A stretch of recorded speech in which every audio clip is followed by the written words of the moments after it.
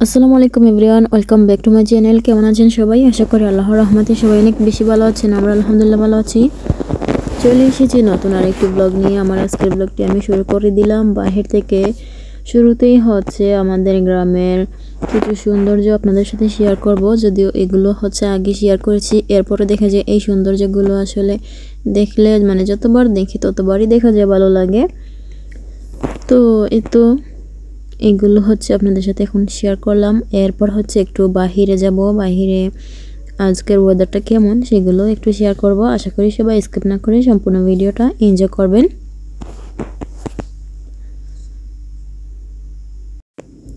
শীতের দিনের সকালে মাশাআল্লাহ সকাল থেকে দেখা যায় অনেক সুন্দর রোদ ওঠে, দেখতে পাচ্ছেন মিষ্টি রোদ বাহিরে, আর হালকা বাতাসও ছিল, অনেক সুন্দর একটা ওয়েদার। তো মুজাহিদকে বলেছিলাম একটু বাহিরে এসে ভিডিও করতে, তো সে এসে একটু ভিডিও করছিল আর কি। তো এখানে হচ্ছে দেখতে পাচ্ছেন একটা গাছ কাটা হয়েছে, আমাদের গাছ কেটে এরপর হচ্ছে লাকড়ি করা হবে। তো গাছটা বড় আছে, যেই বড় অংশগুলো হচ্ছে আমরা রেখে দিব, এগুলো দিয়ে কাট করে কোনো কিছু করার ইচ্ছা আছে, দেখা যাক। আর যেগুলো একদম ছোট ছোট ওইগুলো দিয়ে হচ্ছে লাকড়ি করানো হবে, কারণ কাঠের লাকড়ি ছাড়া দেখা যায় রান্নাবান্না করা কিন্তু সম্ভব না। তো আমরা দেখা যায় প্রতিদিনই রান্নাবান্না করি, কিন্তু গোবরের কি যেন ওইগুলোকে আপনারা কি বলেন, আমাদের এদিকে গোবরের ছটা বলা হয়, ওইগুলো দিয়ে দেখা যায় রান্না করা সম্ভবই না। আর প্রতিদিন রান্না করতে আসলে দেখা যায় আগুন জ্বালাতে গিয়ে আগুন জ্বালানোর পর ধোঁয়া এসে নাকে মুখে চোখে লাগে, তখন ইচ্ছা করে যে চুলাটাই ভেঙে ফেলে, এরকমের রাগ আসে। তো এইভাবে বলেন তো রান্না করা কি সম্ভব?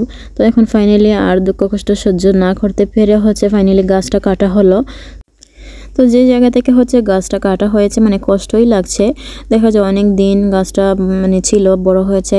তো এখন কাটার পর আমাদের দেখে কষ্ট লাগছে, জায়গাটা ফাঁকা ফাঁকা লাগছিল। তো পরে মনে মনে ভাবছি যে এখানে এনে আবারও ওই জায়গার পাশে একটা গাছ লাগিয়ে দিব, একটা নয় কয়েকটা লাগানোর ইচ্ছা আছে ইনশাআল্লাহ, যদি আল্লাহ বাঁচিয়ে রাখেন। তো এখানে চলে আসলাম বাহির থেকে, সে চলে এসেছে, এখন এদিকে রান্নাবান্না করতে হবে।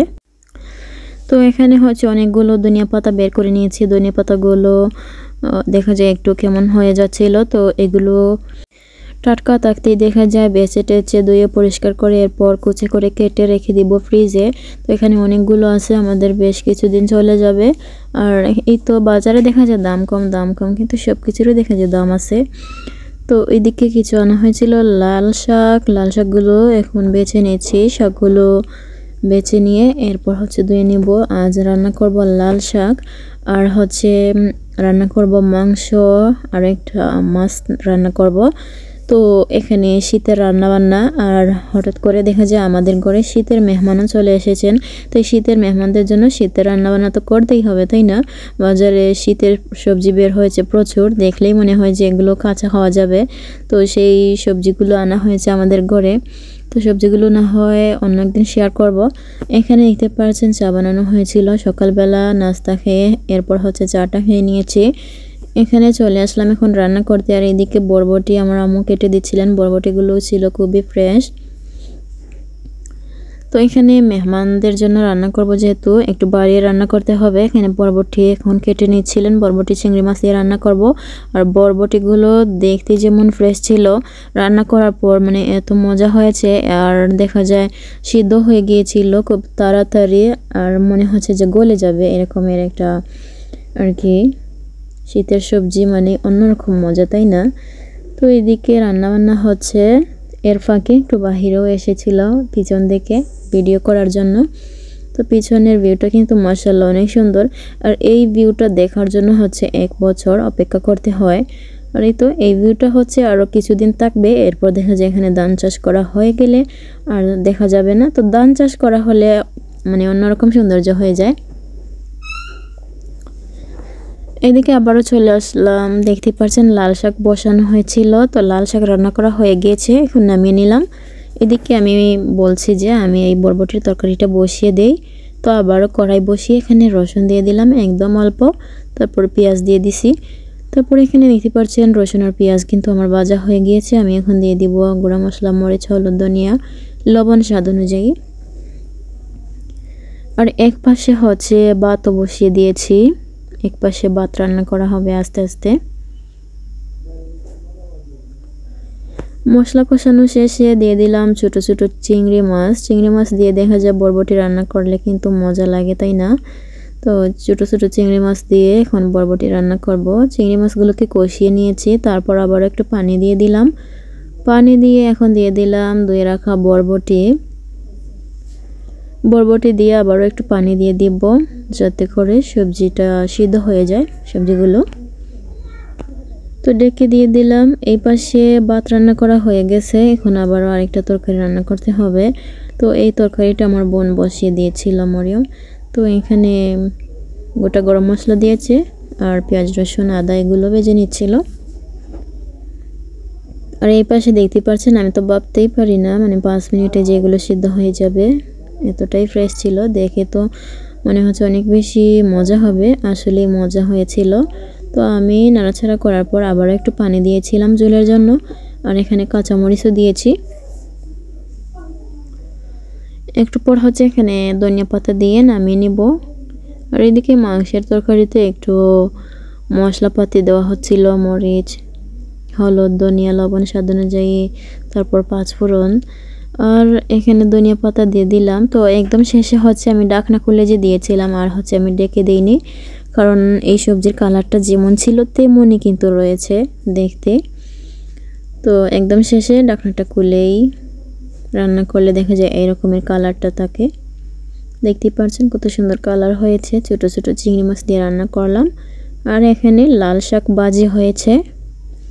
আর এইদিকে ছিল আলু দিয়ে মুরগির মাংসের একটু ঝোল করে রান্না করা হয়েছে। তো এইগুলো রান্না করেছি, কিন্তু দুপুরে আমাদের ঘরে আর মেহমানদের খাওয়া হবে না, রাতে খাওয়া হবে। তো রাতের জন্য আর কি রান্না করে নিলাম। তারপর এদিকে বাহিরে এসেছিল, মানে বাহিরে আমি এসেছিলাম এখানে। তো দেখতে পাচ্ছেন আমার সাথে সাথে সেই পিচ্ছিটা যদি কাউকে দেখতে পারে, সে কিন্তু পিছন পিছন ছুটে আসে। আর আমি এই ফুলটাকে ভিডিও করছিলাম, সে যে এইভাবে সেই ফুলটাকে ছিঁড়ে ফেলবে আমি কিন্তু ভাবিনি। তো এই আর কি, কচুরিপানার ফুল একদম শুকনোর মধ্যে। আর এখানে প্রচুর ফুল ছিল, এখন দেখা যায় ফুল নাই, শেষ হয়ে গেছে। ফুলগুলো কোথায় যে বিলীন হয়ে গেল নিজেই জানি না। এদিকে বিকালবেলা চলে আসলাম, আমি হালিম রান্না করব। শীতের বিকালে দেখা যায় গরম গরম কিছু খেতে ইচ্ছা করে, তাই আমি এখানে চলে আসলাম হালিম রান্না করতে। আর এই তো লাকড়ি চুলায় রান্না করতে হবে। বলেছিলাম না আমরা রান্না করি, আমরা জানি রান্না করতে, যে এইভাবে ধোঁয়া খেয়ে খেয়ে রান্না করতে কতটা কষ্ট হয় কাঠের লাকড়ি ছাড়া। তো এখানে দেখতে পাচ্ছেন ভিডিও করা হচ্ছে ওইদিকে, আর ধোঁয়া খেয়ে একদম অবস্থা খারাপ হয়ে যাচ্ছিল আমাদের। আর রান্নাটাও বসিয়েছি লাকড়ির চুলায়, মাটির চুলায়। তারপর এখানে হালিম বের করে নিল, হালিমের প্যাকেট। তো প্যাকেট ছিল হচ্ছে এই তো ডালগুলো একটা বাটিতে কুসুম গরম পানি দিয়ে ভিজিয়ে নিয়েছে, আর মশলার প্যাকেটটা আলাদা করে নিয়েছে। ওইদিকে আমি পেঁয়াজ রসুন আদা ভেজে নিচ্ছিলাম। আমার এখানে পেঁয়াজ রসুন আদা বাটা ভাজা হয়ে গেছে। তারপর আমি এখানে দিয়ে দিলাম 1 চা চামচ মরিচের গুঁড়ো। তারপর এখানে হালিমের প্যাকেট থেকে অর্ধেকটা দিয়ে দিছি মশলা, আর দিয়ে দিলাম লবণ স্বাদ অনুযায়ী। মশলাগুলোকে সুন্দর করে আমি কষিয়ে নেব।